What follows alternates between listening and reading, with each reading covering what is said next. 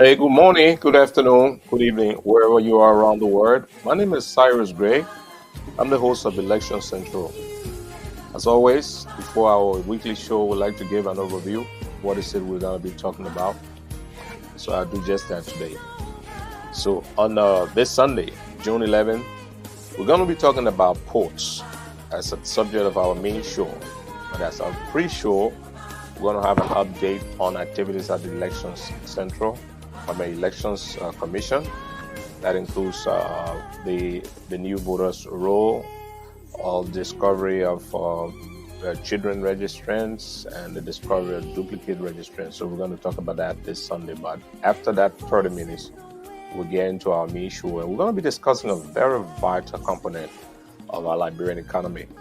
Often, when our president is elected, he takes advantage of the provision in the Constitution that says he appoints a cabinet and members of the autonomous bureaus. That includes the port, LPRC, the National Oil Company. And he does that, and they serve at his will and pleasure. Often, in the last couple of years, our presidents will appoint people based on relationships, based on all sorts of things other than their qualifications for the job. And there are many examples that we can point out. So we're going to talk about ports today within that context. Why is it necessary to hire the right qualified people to manage such a major infrastructure? But to do that, we'll first hear a short discussion about the importance of ports from one of the best minds in Africa in maritime affairs, in the person of the former CEO of the South Africa Maritime Authority, Twisi McKelly. I think the first thing to observe about Africa as a whole is that for a number of years, Africa had lost touch with its economic reality, that it's an island continent. 72% of African countries are either coastal or the island states. So that's the first point. And it's the second largest landmass on Earth, meaning that if you take the total population of Africa for 1 billion people, the issue of trade and the context needs to be understood in that regard. Because the trade for Africa means that 91% of African trade with other nations is seaborne, and therefore the importance of African ports. The second observation to make, perhaps, is the one that says for many, many years, Africa was entangled in conflict and wars and all of those. But for the past 15, 20 years, we've seen stabilization of Africa politically, and therefore the emergence of the coastal nations in particular as lead nodal point for African development. And therefore trade in Africa comes on the back of those nations that are mostly coastal, and therefore coastal shipping and trade. Let's take a look then at, capabilities. How are you rating African ports' capabilities right now from a logistics point of view? Are we keeping up in terms of pace and development on that front to cater to the demand that's naturally come with this shift in dynamic? It is the largest challenge for Africa, because if you look at our trade efficiencies, for an example, because our logistics networks are not very efficient, they're not efficient at all in actual fact. For an example, Africa has got the largest landlocked countries anywhere on any continent, which then means that the bulk of African countries are dependent for the coastal-based one for logistics access to markets. But we've got one of the most inefficient systems. So what we've seen over the last maybe 10 years now is a lot of investments into ports, a lot of investments into management of such ports in terms of terminal management. But what is still lacking is the reorganization of the logistics themselves to make them very efficient, because they're not efficient at all. Of course, that comes with integration of your various infrastructure capacities where, for example, rail and port go hand in hand in South Africa. We've seen the headlines coming to the fore already, how if we don't get that right, that integration and the development of that infrastructure, that we may well miss the next commodity boom. Definitely. If you look at the AU's emphasis, even NEPAD, for an example, it's been on infrastructure. And there are two parts to that infrastructure. One will be energy, obviously, but the second biggest investment in Africa is to capacitate the continent, both to integrate and increase capacity. For an example, within the AU, South Africa has been given the north-south corridor to link the north to the south through railway lines. But in 2009, we signed a convention for Africa called the African Maritime Charter, which for the first time will allow Africa to integrate on the seaside and make sure that we've got a pendulum that goes up and down on the east and west of the continent. Of course, we've been talking about infrastructure challenges in the traditional sense of infrastructure. There's also new risks that are affecting the ports and its ability to stimulate that trade and investment climate. It's the state of security infrastructure. Run us through the status on that front and actually how you handle something like that. For quite a few years now, we've been arguing this point that what you take for granted on other continents, for example, security and safety, are strategic issues when it comes to the African continent. Because the wastage in Africa comes out of having a continent that is not safe and secure, which means every 15, 20 years, you have to rebuild infrastructure in Africa. You look at Ivory Coast, you look at the rollout of uprisings on the north of the continent. So on the maritime side, we've been working together with the International Maritime Organization to strengthen security. As SAMSA in particular, what we've done is we've installed technologies like your long-range identification and tracking of ships' capabilities. We are now into satellite technologies for tracking movements of ships out at sea. What is currently two key security challenges, obviously, is piracy, as we've seen it off Somali, but there's a lot of piracy on the west coast of Africa as well. And the second thing is the pillage of African resources like your fishing stocks, where because there are no coast guards, most countries in Africa don't have naval capabilities, even coast guard capabilities, which has left the continent open. So some strides being made, still a large gap to be filled in terms of getting things going where it needs to be.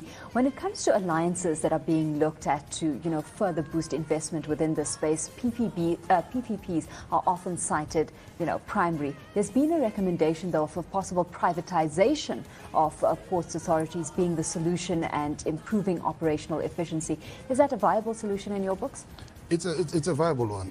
If you look at the amount of capital that's required on the continent, without the government and private sector coming in together, it's going to be extremely difficult. For an example, we're expecting the trade boom just come out of recession over the next 3-5 years. Africa may lose out on that because of the amount of capital that's needed in the short span of time, and governments do not have that much cash in their coffers.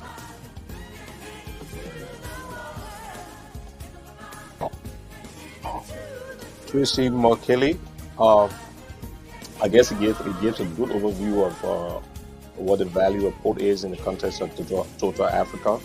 We're going to be discussing some of those issues as we go into the program on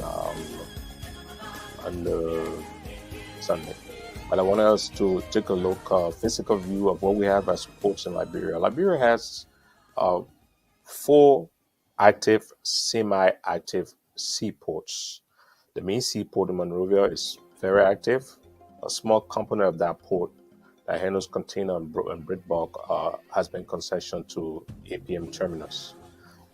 Then we have the port of Buchanan. The port of Buchanan also semi-active because a portion of the port is leased out to ArcelorMittal for the export of iron ore and import of commodities that she needs. But technically, even commodities that she's bringing in should be handled through the commercial pier at the APM terminus, so that fees can be paid to APM terminus. So if you look at the picture, the big iron ore side is ArcelorMittal, and the small side up north is the commercial terminal. There's not much activities there because not much has been developed from the land side to provide the cargo need that facilitates that port. So there's still opportunities there. And we look at the Port of Greenville, where there's not much known about the Port of Greenville right now in terms of cargo going through to the Port of Greenville in and out. I know GVL, the oil palm company, has a base there at that port. But last I checked in 2021, while on a tour of work in the Maryland area, I saw trucks hauling palm nuts towards the Ivory Coast. So I'm suspecting that the GVL then was exporting through Ivory Coast. I don't know if they are improved on that. We will check that and see whether tomorrow's Sunday discussion covers that. Then we have the port of Harper, our remotest port at Harper. Again, there's not much activities there, even though there are some concessions there. Prior to the war, the port of Greenville and the port of Harper were mainly logging port. So there's a limitation on timber export out of Liberia right now, but we're going to discuss that. Then there are opportunities also, other opportunities for port development. For example, River Cess. You see the landscape of River Cess, the mouth of the Sesto River provides a huge opportunity for the development of ports, especially fishing ports, which are not too difficult to build in terms of piers compared to a big container port. River Cess is a major fish production area, but it's poorly served in terms of access to the sea. So there are Ghanaian kingdoms that are going to Sesto City to collect dry fish and stuff to come out, but this is done at a low scale.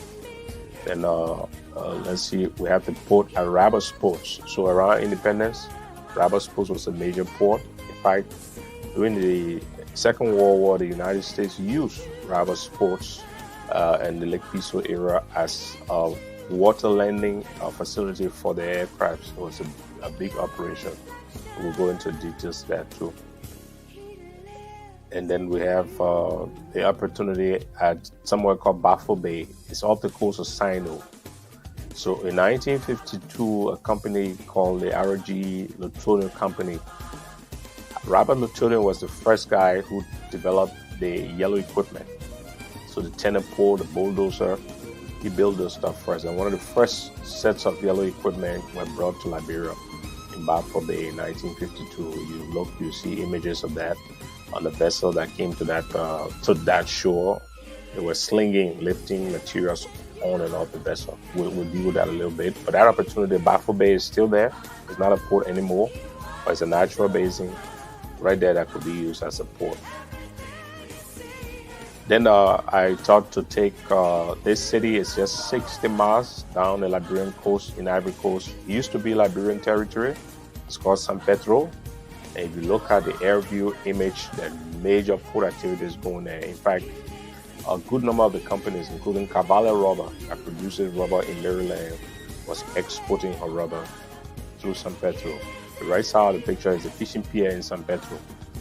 A good number of vessels who are licensed to fish Liberian waters are too big to come into Liberian port because there's no fishing port. So they process their fish in San Pedro and provide all that value-added job to their borrowers instead of Liberians. And this is the full length of the Liberian coast. It's about 350 miles.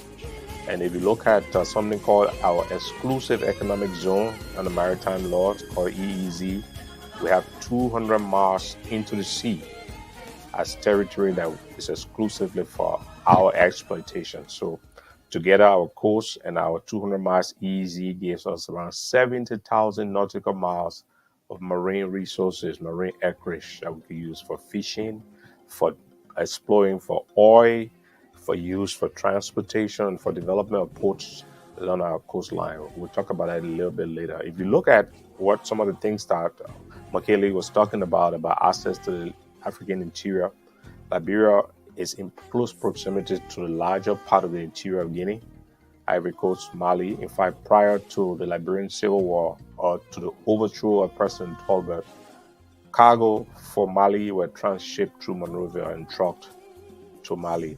If you count the railroad line that is at the tip of the Guinean border in Yekepa, we are much more extended into the interior if we can utilize that logistics, the rail along with the coastline. But we're going to talk a little bit about it when we get together on Sunday. There's no mountain too great. Hear these words and have faith.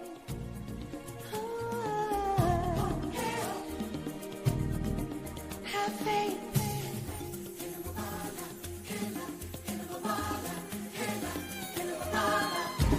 He lives in you.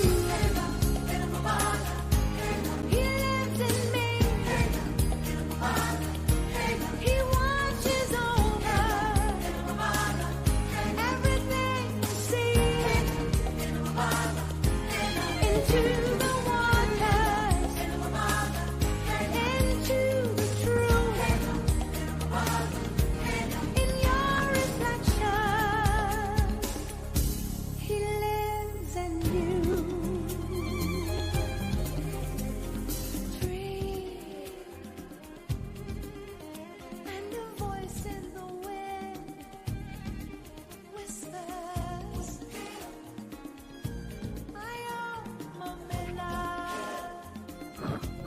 One of the most important assets of any nation, a coastal nation, is a seaport.